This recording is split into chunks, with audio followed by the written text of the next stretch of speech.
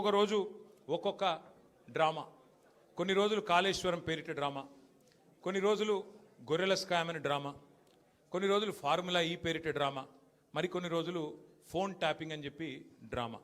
ఇవాళ ఒక బాధ ఎక్కడ అనిపిస్తుంది అంటే, చదువు, సంస్కారము, మర్యాద, హుందాతనం ఉన్న ఒక పార్టీ నాయకుడిగా నేను చేసే విజ్ఞప్తి, నేను చేసే ప్రార్థన ఏంటంటే, ఈ పుట్టిన మట్టి సాక్షిగా, అంతరాత్మ సాక్షిగా అక్రమ అనైతిక పనులు నేనెన్నడూ కూడా చేయలేదు అనే మాట స్పష్టంగా చెప్తా ఉన్నా.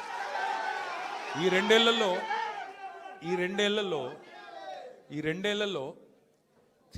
తీవ్రంగా, ఈ రెండేళ్లే కాదు, దాదాపు గత 7-8 ఏళ్లుగా తీవ్రమైన క్యారెక్టర్ అసాసినేషన్ ఎఫర్ట్ నా మీద, వ్యక్తిత్వ హననం. అంటే ఒక కుక్కను చంపే ముందు పిచ్చి కుక్కను ముద్రేయాలని ప్రయత్నం చేస్తారు కదా, నేనేదో డ్రగ్స్ తీసుకుంటానని, నాకేదో హీరోయిన్లతో సంబంధాలు ఉన్నాయని, లేని దిక్కుమాలిన వార్తలు రాసి నన్ను క్షోభకు గురి చేయడమే కాకుండా నా కుటుంబ సభ్యుల్ని, నా పిల్లల్ని, నా వాళ్ళు అనుకునే వాళ్ళందరినీ విపరీతమైన క్షోభకు గురి చేశారు. అయినా కూడా ఎన్నడూ బాధపడలేదు, బయటకు వచ్చి వేరే వాళ్ళలాగా దొంగ ఏడుపులు ఏడవలేదు.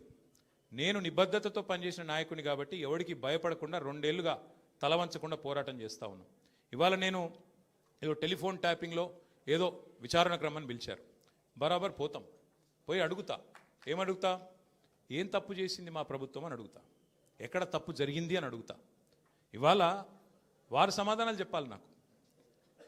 గత 2 ఏళ్లుగా ఈ ఫోన్ ట్యాపింగ్ పేరిట ఒక డైలీ సీరియల్ మాదిరిగా, అంతులేని కథ మాదిరిగా లీకుల రూపంలో ఏదైతే మా వ్యక్తిత్వ హననం జరుగుతుందో దానికి బాధ్యులు ఎవరు అని అడుగుతా. ఎవరో హీరోయిన్ల ఫోన్లు ట్యాప్ అయినాయని మీరే ఒక 2 నెలలు నడిపిస్తారు డ్రామా. పోలీసు వాళ్ళు, కాంగ్రెస్ పార్టీ వాళ్ళు మీరే లీకులు ఇస్తారు, మీరే రాయిస్తారు, మీరే మళ్ళీ మీదికెళ్ళి మా వ్యక్తిత్వ హననం చేసే ప్రయత్నం చేస్తారు. ఇక వీళ్ళని బెదిరించిందట, వాళ్ళని బెదిరించిందట అని మీరే రాపిస్తారు 2 నెలలు. మళ్ళీ 3వ నెలలో మీరే రాపిస్తారు. ఏ హీరోయిన్ల ఫోన్ ట్యాప్ కాలేదు, ఎవరిది కాలేదు, అంతా బోగస్, ఇన్ని రోజులు మేము చెప్పిందంతా తూచ్ అని చెప్పి మళ్ళీ మీరే రాయిస్తారు.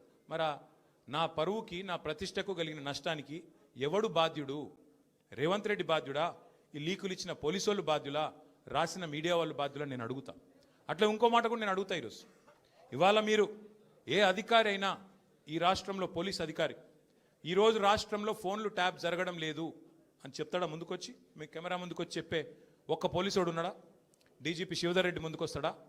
ఐజీ ఇంటెలిజెన్స్ ముందుకు వస్తాడా? కమిషనర్ సజ్జరాన్ ముందుకు వస్తాడా?